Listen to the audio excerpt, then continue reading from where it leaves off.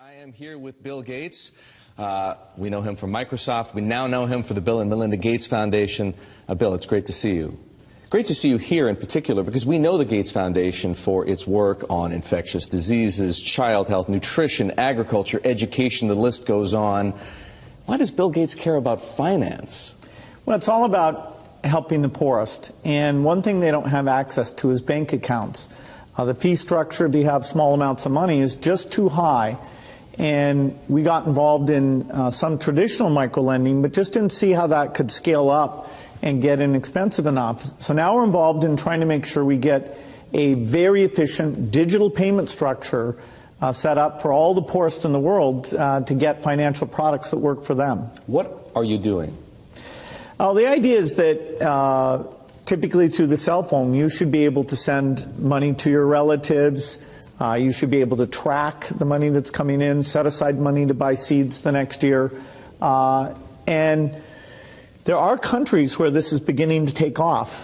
Kenya, Bangladesh, even Somalia, maybe the last country you'd suspect up in Somaliland. Almost half of the GDP is done digitally. I don't need to tell you that the poor have been unbanked for as long as there have been banks. Why is this time different? Well, it's really the digital revolution. The poorest have bought cows, stored gold, put currency under their mattress, but they are getting cell phones. And the cell phone capability of identifying who's using the cell phone, letting you look at your spending patterns, that's going to be common sense. People are going to have help and lots of innovative products competing on top of this digital currency platform. So if technology, mobile phones for example, digital money, helps to increase access to financial services at the same time as it lowers the cost of delivery, why is philanthropy needed? Philanthropy should just be here to bootstrap this. There are a lot of regulations in this area, and understanding how those regulations can make the cost of remittances, where you're sending money back to your family in your country of origin, how right now that has about a 5% overhead on it.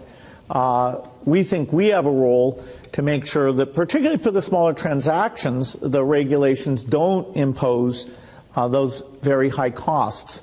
Once this gets going, then we'll step up to the applications and say, okay, how does a savings application help the mother make sure money's focused on the kids? How does it help them stay in school, set money aside for the uniform or for good future planning? Well, Bitcoin is exciting because it shows how cheap it can be. Bitcoin is better than currency in that you don't have to be physically in the same place. And, of course, for large transactions, currency can get pretty inconvenient. The customers we're talking about aren't trying to be anonymous. They're willing to be known. So the Bitcoin technology is key, and you could add to it or you could build a similar technology where there's enough attribution that people feel comfortable. This has nothing to do with terrorism or any type of money laundering. What kinds of people or private enterprises right now are helping to solve the same problems you're interested in? Well, in some countries, the mobile companies have been fantastic. In a few other companies, it's been the banks. In some countries, it's a startup company that's neither a bank nor a mobile company. In Bangladesh, the bKash offering runs across any phone, and they've gotten the regulations so that they have a product that we think will get very, very pervasive. So entrepreneurs are there. The enablement this creates, if you want to put in, say, electricity in a city, collecting your bills is one of the reasons why the underspending of infrastructure in these areas is a real thing holding back the economy. You mentioned banks. Are the legacy institutions, for the most part, banks, credit card companies, payment processors, friend or foe? Many of them want to have these additional customers, but they have to embrace the idea that the fees are going to be a lot lower. And so they have to find a way to service these new customers. Now, that means these customers aren't going to be coming into their branches.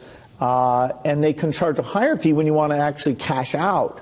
But if it's a pure digital transaction, then you should be paying less than 1% to move that money from you to a merchant or from you to a friend, even with meeting all the regulatory requirements.